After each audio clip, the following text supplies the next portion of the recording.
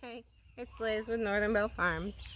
I figured this video would be a get to know me. So it'll be 10 things about me. Not Hazel. Okay, first thing, I guess, Northern Belle Farms. I'm originally from Massachusetts, a small town called Shelburne. Small town called Shelburne Falls. It's close to Vermont and New Hampshire. And then I got married when I was 20 and we moved down here to Georgia. I got divorced 4 years later and he left and went back to Massachusetts and I stayed here. But so that's where the Northern Belle came from. It's like Southern Belle, only I'm from the north. So there's that. Also, number 2, I have 5 kids. I have a 12-year-old and a 10-year-old from my first marriage. And then I have a 3-year-old, a 2-year-old, and a 7-week-old. Me and my boyfriend, Christopher, have been together for 9 years this October. We plan on getting married in April of 2024 at the peak of the next solar eclipse in my front flower garden. Number 3, my first job was a dishwasher, but my first love of a job was a chef. One day there was a chef that didn't come into work and I was a dishwasher and the owner said, "Do you know how to cook?" I said yes, and I moved up, and as soon as that chef came in 2 hours later, the owner said, "See ya," and I became a chef. And that spawned my love for fresh, delicious food, organic vegetables, and high quality ingredients.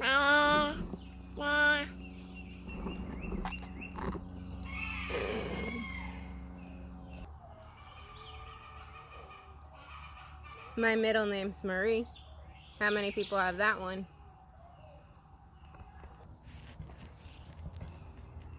The next thing we're thinking about getting into is bees.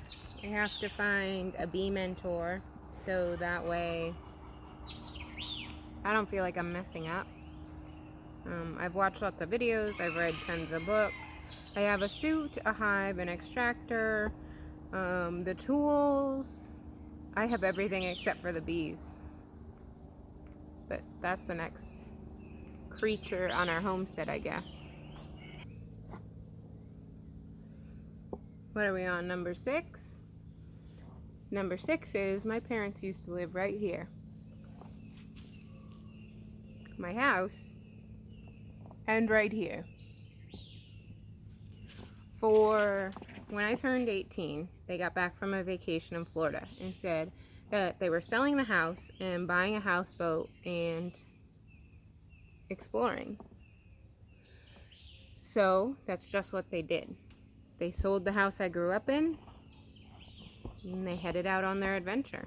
They lived on that boat for 12 years, sailing around up and down the East Coast. Sometimes they'd jetty into the Gulf, but that was just for winters usually. And they've been to the Bahamas multiple times. They said they loved it there. I always wanted to go, but I never got the chance before they sold the houseboat. They sold the houseboat and bought an RV so that they could be closer to their grandchildren.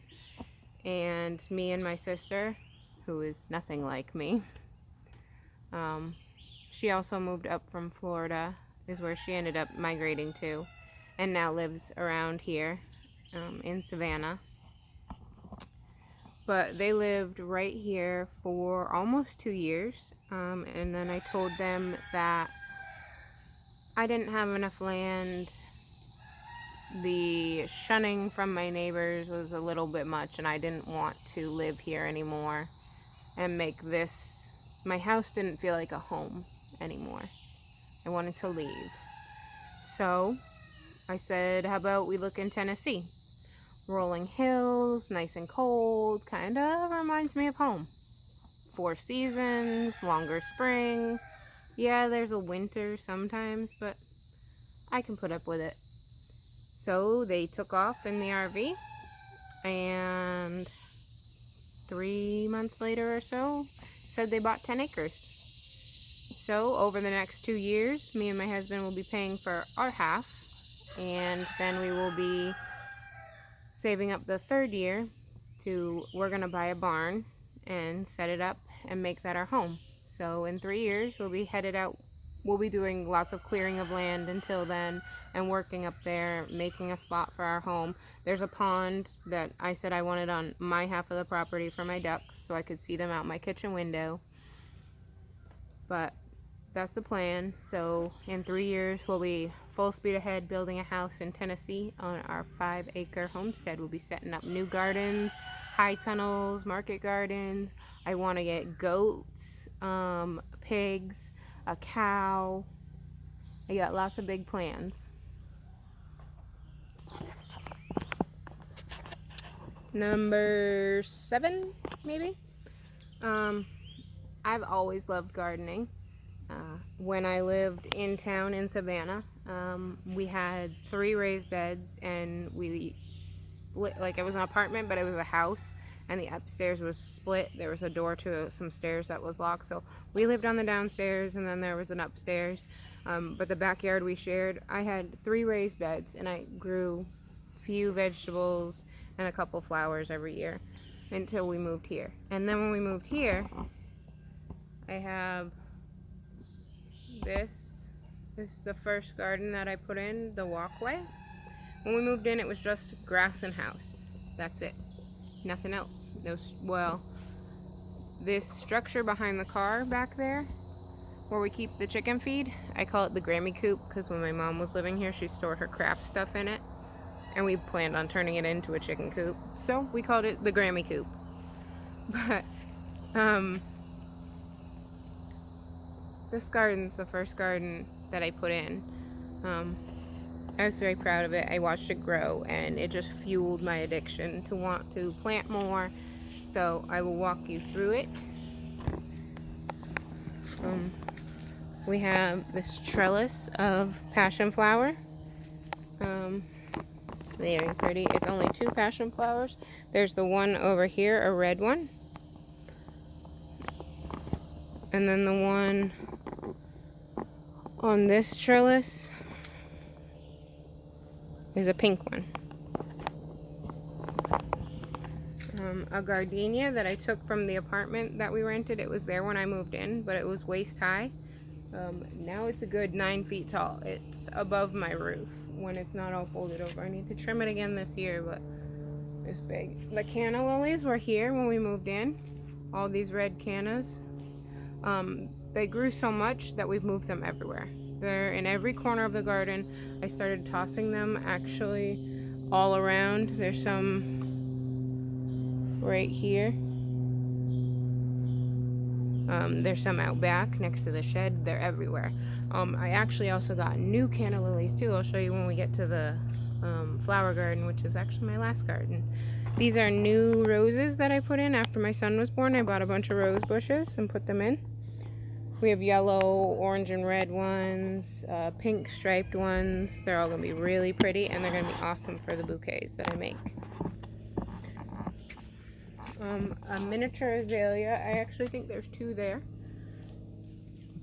These Crape Myrtles are, town has this Arbor Day tree thing. It's like an Arbor Day giveaway where they have a company come and they give away 200 or 300 trees or something.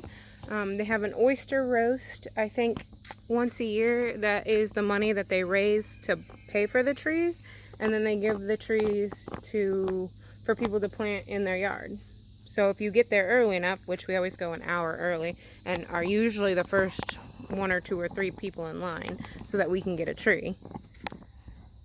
Actually, all my Crape Myrtles came from there. I have 3 Crape Myrtles, and this last year we got a red maple out front. My hydrangea bush. This one bush has propagated at least 50 plants.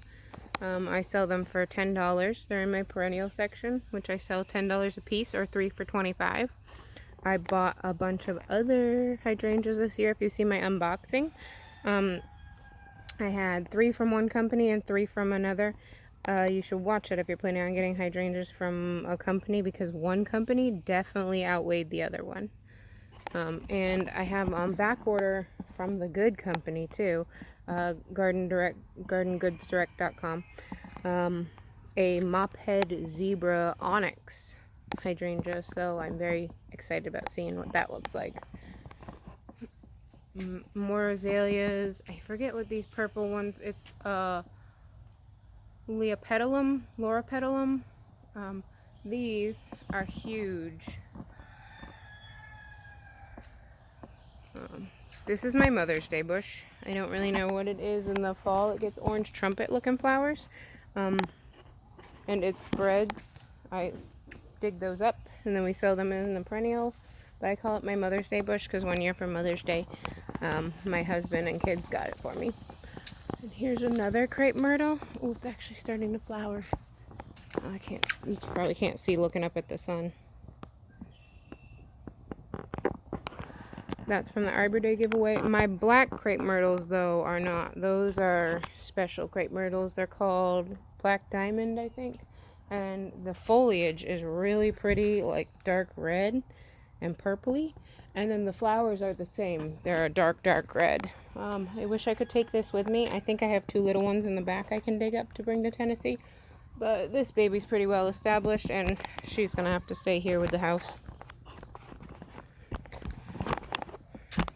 Then we have hostas, ferns, lilies, a couple lilac bushes. They don't really do well here. They don't flower. I'm going to take them with me. I'm going to cut them way down in half and bring them with me so they can be where it's colder and flower. I have 2 Japanese maples that I'm taking with me. Obviously, I love them, love them, love them. I also have a butterfly one that I left in the pot so I don't have to dig it up again. But it's variegated and it turns pink. It's beautiful. And then these rose bushes were a 1.5 foot tall when I moved in and planted them. I bought them. They're little knockout roses, and I think there's 4 in there. Now they're a massive clump of runaway rose bush. And here's the last crepe myrtle over here from the Arbor Day giveaway. I can't wait till they're flowering and I can show you guys the pretty flowers on crepe myrtles. When we first moved down here, I didn't know what they were called, so I would call them fireworks trees because that's what they remind me of. But that was a really long, what was it, number 7? So it was also kind of a perennial first garden flower tour. So we'll move on to number 8. Number 8. I love tea. I drink tea every night before bed. So I grow my own herbs for tea. I call it the Flower, Herb, and Apothecary Garden. That's the only garden we still have yet to walk through. We'll do it probably later tonight or some other time when it's cool, because it's too hard for me to see the screen in the sun, and it's not as pretty as it is early in the AM or when the sun's about the golden hour, when the sun's about to go down. So we'll do it then. But I have a tea garden with herbs for tea because I love it. Number 9. Chickens were never part of the plan. I knew I wanted goats and a cow and pigs and all of that, but I had never thought about chickens. Just because I had chickens when I was little, and it wasn't something that I truly remember enjoying. We had them for 2 or 3 years, and that was that. And I'm not a big fan of chicken eggs. Actually, can we make that another thing? But I prefer duck eggs to chicken eggs. Chickens are here because my she was 2 at the time, my 2-year-old Freya, who is now 3, said she wanted to get chickens. She was watching Paw Patrol and seen Chickaletta, and said she wanted some. So we ended up getting our first batch. And then for my birthday, my mom got me a chicken magazine. I read, I learned, I enjoyed. So it kind of snowballed once again into having to get all these different kinds of chickens for different colored eggs and funny hairdos and cool feathers, and now I've kind of fallen in love with them, but they were never part of the original plan. Number 9. Just thought of this. I hate driving. I hate going anywhere. I hate leaving. I get super anxious. Most of the time my husband drives, or he takes my kids to the doctors when they need to go.